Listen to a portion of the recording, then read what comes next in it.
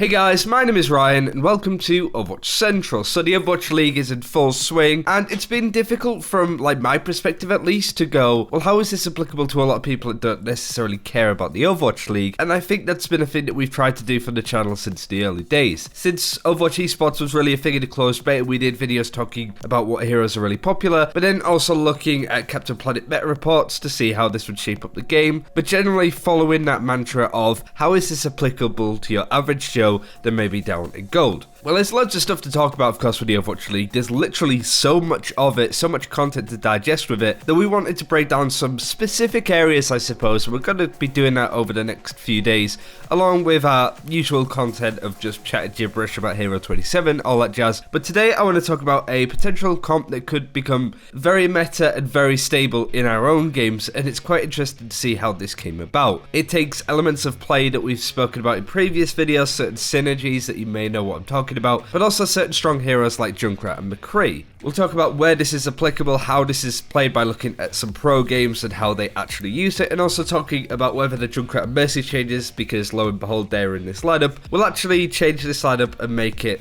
less viable, I suppose, when these changes go through. And the answer to that is probably not. I still think we're going to see it. To begin with, I want to highlight this Horizon Lunar Colony game with New York Excelsior and then Los Angeles Valiant, and then I want to go into the Oasis game mode, more for some pan action, but I do think the composition is a little bit more interesting to sort of look at, and also you really see the positioning on maps like Control Center and Gardens, which are very open that you can actually play this very bunker heavy lineup that we've seen from New York Excel.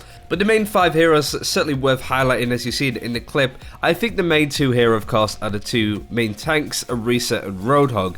These are a combination that we've spoken about previously in other videos, not only because of the whole hook combo, but also with the way that they have so much point presence. They're very hard to move. You have so many barriers to get through from Orisa. You have so much damage that you have to do to a Hog to actually kill him. Not only that, you have the 2 supports healing them up with 2 very heavy defensive ultimates with Transcendence and Valkyrie. And with these 4 especially, you have this very strong lineup that is very close together, compact, wants to try and help each other out. So you're looking at this and you're thinking this is sort of susceptible to being dived, right? Even though Roadhog and Orisa are quite scary, when you don't really have a target for Mercy to fly to, she's kind of in it on her own, so you just jump the Mercy, everybody's around her so she can't fly away, so she'll just die, right? Well, when it comes to flankers, that's where you have the Junkrat. Specifically, you also have the Junkrat and McCree, but in this lineup we have Sabiobi on the Widowmaker because A, Ark needs somebody to fly to, and B, when you have these long sight lines and Sabiobi's skill, honestly, you can really make this count, and certainly picking off people like Unko and Kariv before the fight's even started is a really good tool to have. But going back to Libero, you've seen it with Soon now. Soon is a tremendous tracer player and will thrive on actually getting into the backline and killing J. Jonok or Ark with one clip.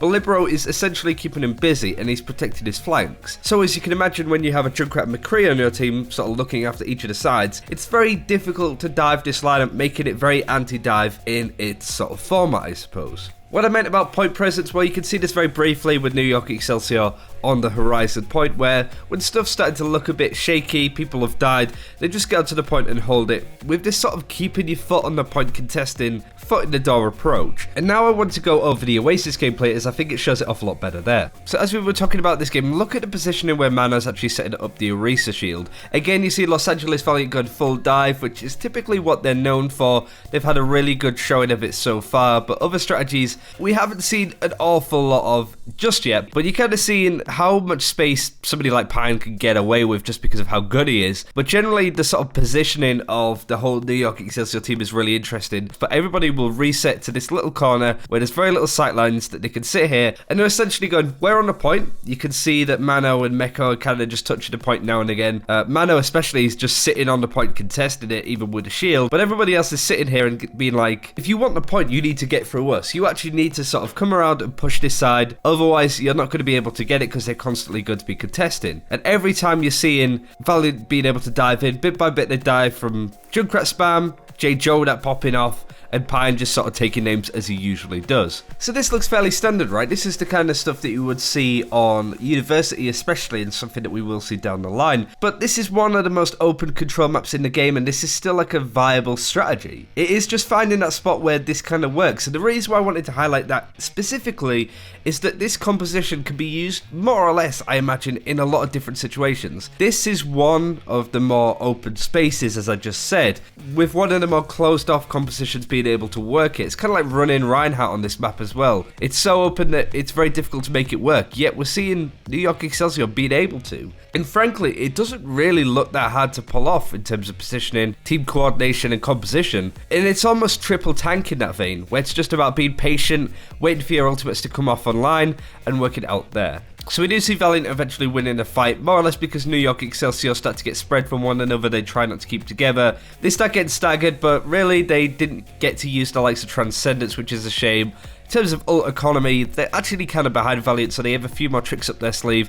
But you're seeing very different holds from both teams. Look at Los Angeles Valiant in comparison to New York Excelsior. Excelsior taking this low ground and just sort of touching the point as much as possible, whereas Valiant as a dive are sat on the high ground trying to use it as their advantage. Watched a fair bit of Star Wars, so I didn't know how important the high ground can be. But you're sort of seeing this Mexican standoff between the two compositions, and really New York Excelsior are doing a very good job of just being annoying and very hard to kill with this lineup that Los Angeles Valiant just don't want to go anywhere near them. It may seem like New York Excelsior are being complacent here by not pushing and letting the point tick down, but there is a very specific reason why they're waiting. This is a very ult dependent composition. Dive isn't as much. Of course, you have stuff like the Dragon Blade, which you'll be seeing on screen now, but really it's more about stall until Libero gets his Riptide. That's essentially the game plan. That's what Houston ran against Dallas, and one of the main reasons why they won that matchup. That's something that we'll probably talk about again, but as you see, it was very patient play from New York Excelsior to go, oh, they have to point, that's fine, we have 99%, we only need to win one more fight.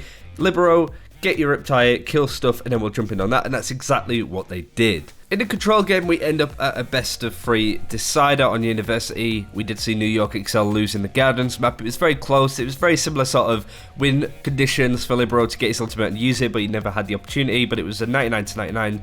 But I think the major problem that you could see with this composition, at least, is the fact that we are seeing New York Excelsior having to give up so much ground, especially on the point. There's a specific sort of time frame that I want to stop it on, where you do have Mana putting a Razor Shield right just on his point, doing the typical just being able to contest and hold it. But look how much of the point is actually in control by Los Angeles Valiant. And as a dive composition, you don't really want to give them all that much space, so the point goes to them in the first place. But eventually you do see New York Excelsior being able to just win it out. They have that sustain, they have the amount of healing that they can get off. And as you see in the Valkyrie battle, Ark is about 90%, almost has his ultimate, whereas Kariv is only on 50%. So their main ultimate to sort of stall out these fights and win it is up. Libero almost has his Riptide as well. And just the amount of damage and sustain that they can have on this New York Excelsior lineup with this team is actually ridiculous, to the point that I do think that the composition that they're going to be running, which I am deeming anti-dive, there might be other names for it, the bunker comp for example, is going to be really prominent, and I think people should certainly pick it up a lot more because it's very strong.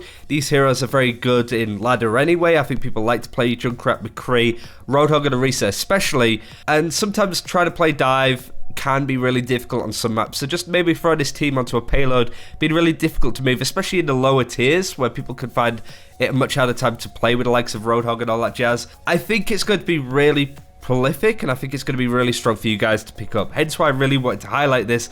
And it goes back to the mantra, how is this applicable to you? Well, I think this is going to be applicable to a lot of people eventually because this team lineup is going to be so strong.